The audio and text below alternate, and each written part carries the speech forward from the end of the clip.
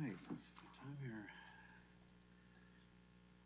It is 2 o'clock. Let's call the meeting to order for the Traffic Committee. When are we at? January 13th, 2026. Roll call. Let's see, where are we at here? PD, Here. Fire, Here. Planning, Here. Public Works, Here. and I'm representing Engineering. Please remember to unmute your microphones when you are speaking today. Members of the audience who wish to address the Traffic Committee are asked to submit a request to speak form located on the podium at the back of the council chamber and submit it to the clerk, ideally before your item is called. Speakers will be allowed 3 minutes. If you intend on using technology for your presentation, please leave a copy for the record. Members of the public who wish to speak on any matter not listed on the agenda may speak during this portion of the meeting and will be allotted 3 minutes. Please identify yourself and your city of residence. The committee will not take action on any item that is brought to their attention at this meeting if it requires action. It will be referred to staff and or listed on the next Traffic Committee agenda. Laura, do we have any requests to speak forms? We do not. Okay. Would anyone like to make a motion to approve the consent calendar? So move. Second. Second. Those in favor, say aye. Aye. Aye. Those Aye. opposed? Passes. Okay, agenda item E, reports. At this time, it is appropriate for any committee member to give an informational report of any work completed, training, or any other item to share with other members. Please be brief and no action may be taken on these items. Any reports from committee members? I don't have any reports. Yeah, from the PD, I just want to make an official announcement that Sergeant Pfister is the new traffic sergeant. He's here with us today. Sergeant McKinnon is going to be retiring soon, which I've said before, so we had to replace him with Sergeant Pfister, so we can get him trained up. Thank you. Fire, Nothing to report, thank you. planning? Yes, we are really at the beginning stages of our general plan update. We will be having an open house from 2 to 6 on January 28th here at City Hall. So please come down and take a look at our assets and conditions, and it's an opportunity for you to give your opinion about where the city should go. It's a blueprint for the city's growth in everything, including public safety, infrastructure, as well as land use. So we hope to see you and hear from you. As far as engineering, we will be moving these meetings to an online request form process. Stay tuned for more directions on that. Laura? Agenda item F1, request 26-01, requesting red curbing on both sides of the end of Rancho Camino Drive at Granada Court. Public Works submitted this request regarding the city sewer lift station at the end of Rancho Camino Drive being blocked by parked vehicles. Residents in the area, including large tow trucks, are parking in front of the gate, which blocks access to the facility. Public Works is requesting to have the curbs painted on both sides of the street red in front of the city sewer lift station. Do we have anybody here to speak on this matter today? Come on up, please. Right up, so we can get you recorded.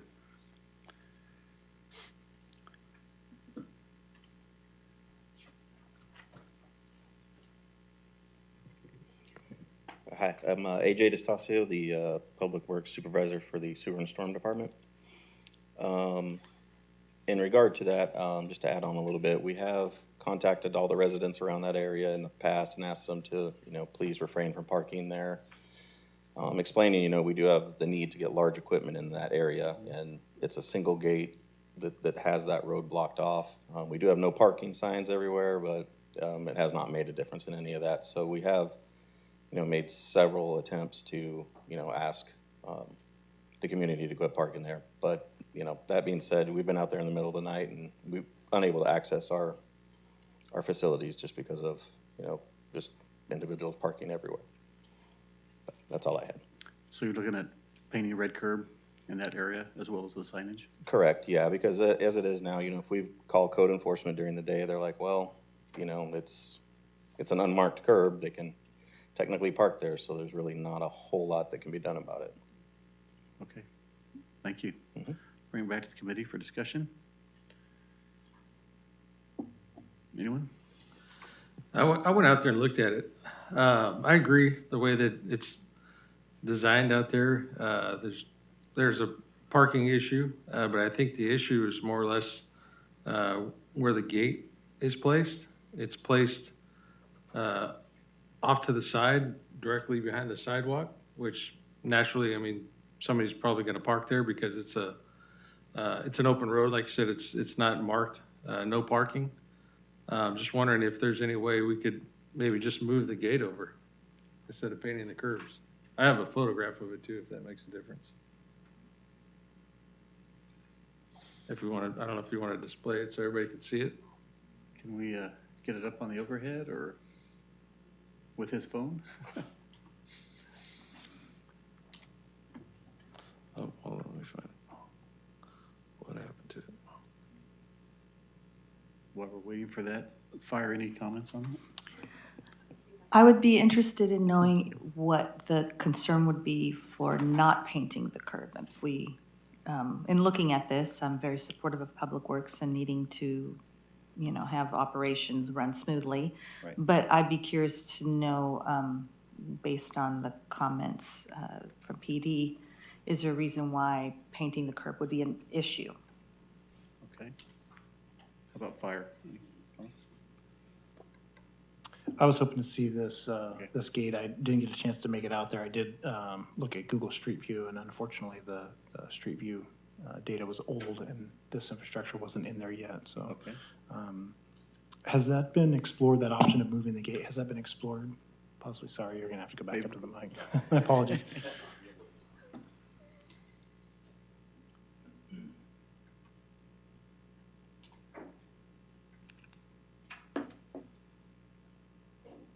Yes, so the issue we would run into as far as moving the gate, we are going in there with one of our bigger pieces of equipment, which would be our vac truck. And the way the station is laid out, we're driving through a mud field to try to line up and go straight into our station. So we do need to swing wide just to get, no matter where we move the gate, we're still gonna have to utilize more room than, you know, really just than what's in front of the gate. That being said as well, there's a lot of time. If we have a crane truck and other things, we have several vehicles that we need to either stage outside of the gate, potentially on either side, you know, with multiple crews coming out and things of that nature. So we may need more room than just what is in front of the gate. How many spaces do you think this will restrict once we paint it? 2, 3? When the tow truck's parked there, that takes up the whole thing. There's a broken down car sitting on the other side. Okay.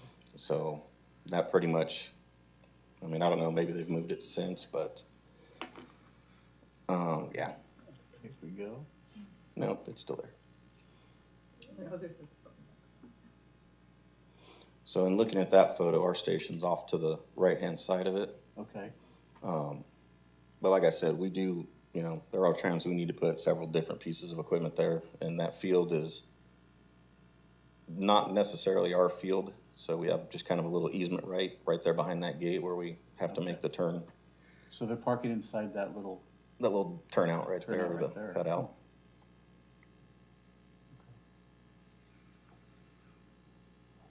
Juan, would you like to elaborate any on that? Yes, I mean, you know, as AJ stated, you know, we have the need. Our equipment is large. It's just not one piece of equipment, and I think what happens too, again, you know, in the dead end, some maybe residents in the area bring their large equipment, leave it there for long periods of time, and then limiting our access. I know, obviously, so I do support AJ with, the request, and wanting to have the red curve, in the area. Juan, do you think a couple posts and a chain across that entrance would be a better restriction rather than the red curb, or do you think that's enough? Well, to tell you the truth, I think the red curve will be good, and now I will be concerned, I'm gonna say blocking off the access to the back of the area. I'll have concerns with, someone running it over or something, a vehicle accident. I'll be, again, in support of pinning the red curve Okay. in there. My only concern with that is that the red curb is a suggestion, right? They shouldn't park there. It's not really restrictive unless this guy drives by and finds them parked there. Yes. So, I mean, I can support that. Myself, I'd probably rather have like a chain draped across that frontage, so there's definitely nobody there.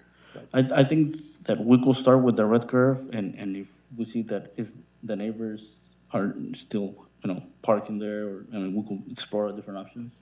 Okay. So the red curb would give PD the right to be able to tow. Is that really what the red curb would help with, Yeah. is give the, Yes, because at this point, we have and there's nothing, we put a no parking sign in front of the gate, but, people still parking there, and we have no enforcement to cite them because they're blocking, if they're not parking in there, so. well, I move that we approve this request. Second. Okay, we got first and a second. All those in favor, aye? Aye. Aye. Those opposed? All right, approved. Juan, who's gonna do the work order for that? You want us to do that for you, or you got that taken care of? Agenda item F2, request 26-02, requesting a four-way stop signs at 20th Street and S Street.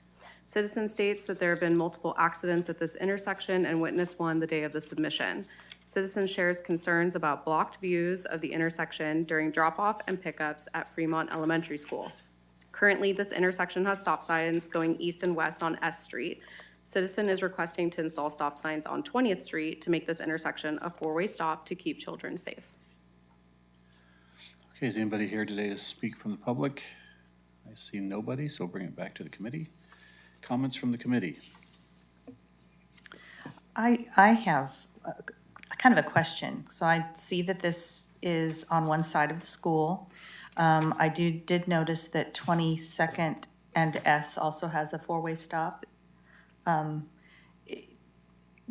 looked at the warrants, maybe our officer can speak to that, but if the warrants don't specifically call out the need, would there be some sort of support anyway, because it would be related to school support and frontage? Because I could see where there could be some, I could see there'd be some concern based on the fact that students could be walking through and probably quite a few close calls, but those, of course, aren't recorded, so.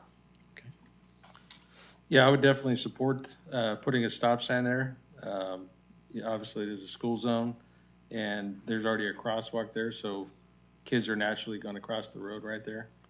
In the last year, we have had 3 accidents at that intersection, so I would definitely support it. Fire, any comments by your team? No, I agree. I was just curious about the document that was provided. Does 3 accidents in the 12-month period meet warrants for this situation? I didn't get a chance to fully digest this document yet. Or does that fall under the multi-stop? That will fall into the multi-stop, yeah. Okay. What's our total incidence on that, Lieutenant? Oh, my apologies. It was 2 in the last year. 2 in a year, and over the last 5 years, we've got 4? Is that right, or?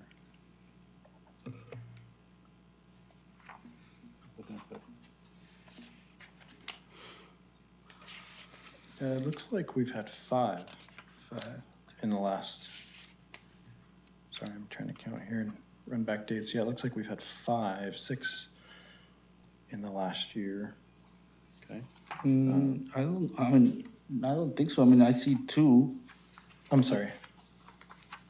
in the last year, one in I'm 24. sorry, I was looking at the 2-year period, not 5 years, sorry. You're correct. I mean, in the past, we have not, for the most part, that I can remember, installed stops if it doesn't meet the warrants. I think there is, liability issues for not doing it, and for the city. And so, if I don't support if it doesn't meet the warrants. I do understand it's next to the school. We're in the process of meeting with the school for some enhancements, looking at some of their concerns that they worked with Sergeant McKinnon over the last year.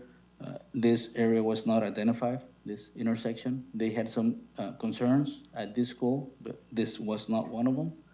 So with that, I will not support a four-way stop here.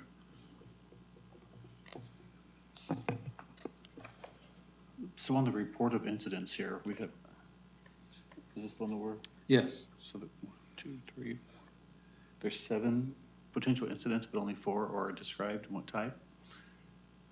What would the other 3? The other 3 could just be name exchanges only, so that when the officers respond, they determine there's no injuries or no serious injuries. And then they just do an information exchange. Okay.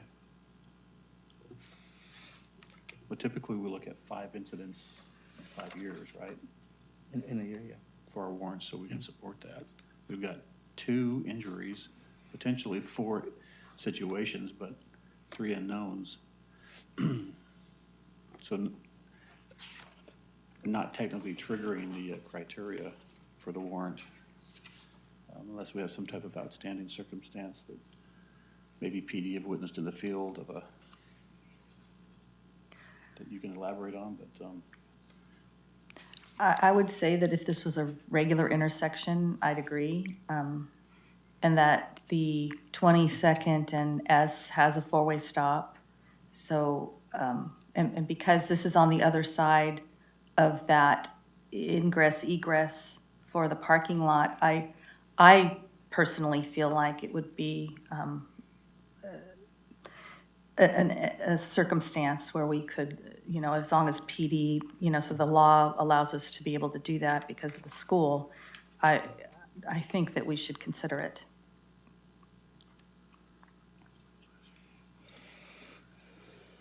have there been 3 or more crashes in the last 12-month period? What are the dates on there?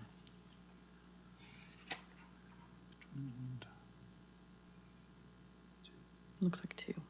2. So it's not triggering the state protocol for signs. I mean, I agree with, well, we all want to be safe. We can't use the standard that the other intersection has it, so this one should have one, unfortunately, but if we put a sign in here that's unwarranted, it actually puts the city at risk. If there's any accidents, then the city is liable for any incidents that happen in that situation, so. So I'm not seeing it trigger the minimum warrants unless anybody else sees something different than I do.